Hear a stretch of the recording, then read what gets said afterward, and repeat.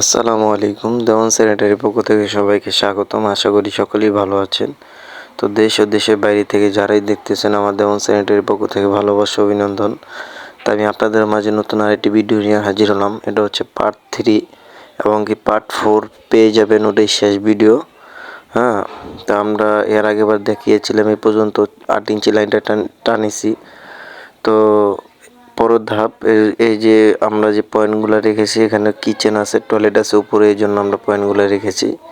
তো দেখতেই পাচ্ছেন আমরা ক্যালাম প্লাস রয়্যাল বল ইউজ করেছি, দোনোটাই সাপোর্ট দোনোটাই থাকবে এবং কি ফুল স্ট্রং করে দিয়েছি যেন কোনো সময় পাইপ লোডের কারণে কোনো ছুটে না যায়, ভেঙে না যায় বা লিকেজের কোনো ভয় না থাকে।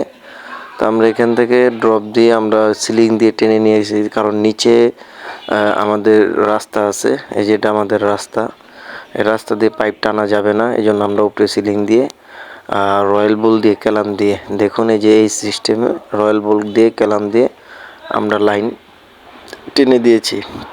তা আমরা প্রত্যেকটা জায়গায় জায়গায় আমাদের যেখানে পয়েন্ট আছে প্রত্যেকটা জায়গায় জায়গায় আমরা 8 inch by 4 inch white use করেছি যেন পানির ফোর্সটা বেশি থাকে। হ্যাঁ, পানির ফোর্সটা যেন খুব দ্রুতভাবে নামে, এই জন্য আমরা হোয়াইট ইউজ করেছি। তো কাজগুলো কীরকম হয়েছে সকলে কমেন্টের মাধ্যমে জানাবেন। যদি কোনো ভুল হয়ে থাকে তাও কমেন্টের মাধ্যমে বলবেন, সেটা অবশ্যই সংশোধন করব। হ্যাঁ, আমরা লাইনটা আমাদের প্রায় মোটামুটি কমপ্লিট। এখন হচ্ছে বাথরুমের যে 4 ইঞ্চি ওয়ারিংয়ে 4 ইঞ্চি ওয়ারিংগুলো করব।